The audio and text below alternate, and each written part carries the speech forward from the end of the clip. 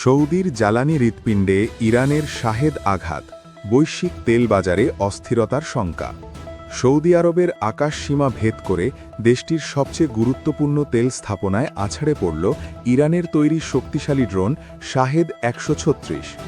তেহরানের এই নজিরবিহীন হামলায় মুহূর্তেই রণক্ষেত্রে পরিণত হয় সৌদি আরবের জ্বালানি শক্তির প্রাণকেন্দ্র। ইরানের দাবি, এটি কেবল কোনো সাধারণ হামলা নয়, বরং বিশ্বাসঘাতকতার এক চরম জবাব। হামলার মূল লক্ষ্য ও ক্ষয়ক্ষতি। সৌদি আরবের পূর্বাঞ্চলীয় শহর রাস তানুরায় অবস্থিত বিশ্বের অন্যতম বৃহত্তম তেল শোধনাগারে এই হামলা চালানো হয়।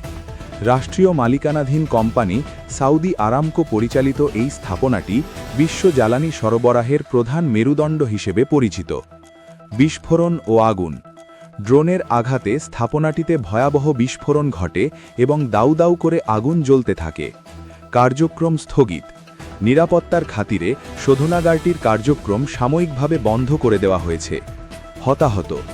এখনও পর্যন্ত কোনো প্রাণহানির খবর না পাওয়া গেলেও স্থাপনাটির ব্যাপক অবকাঠামোগত ক্ষতি হয়েছে।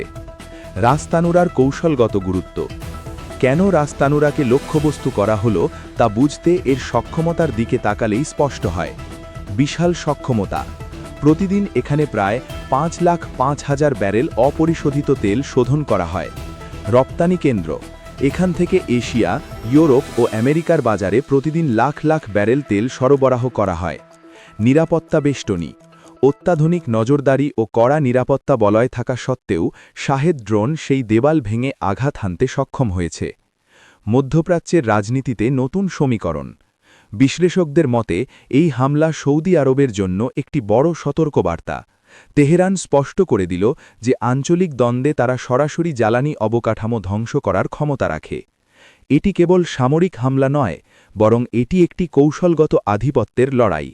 ইরান বুঝিয়ে দিল যে মধ্যপ্রাচ্যের সংঘাতের সমীকরণে তাদের হিসাব হবে নিজস্ব ভাষাতেই। বৈশ্বিক প্রভাব ও তেলের বাজার। এই হামলার রেশ কেবল সৌদিতেই সীমাবদ্ধ থাকবে না। রাস তানুরার মতো গুরুত্বপূর্ণ কেন্দ্রে দীর্ঘমেয়াদী অস্থিরতা দেখা দিলে মূল্যবৃদ্ধি।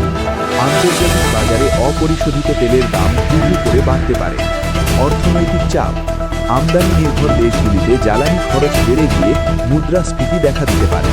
কূটনৈতিক চাপ। সৌদি আরবকে অস্থিতিশীল করে তোলার মাধ্যমে আমেরিকার ওপর যুদ্ধ থামানোর কূটনৈতিক চাপ আরও বাড়বে। উপসাগরীয় অঞ্চলের উত্তপ্ত পরিস্থিতিতে এই ড্রোন হামলা নতুন মাত্রা যোগ করল। এখন দেখার বিষয় বিশ্ববাজার এই আঘাতকে কীভাবে গ্রহণ করে এবং রিয়াদ এর জবাবে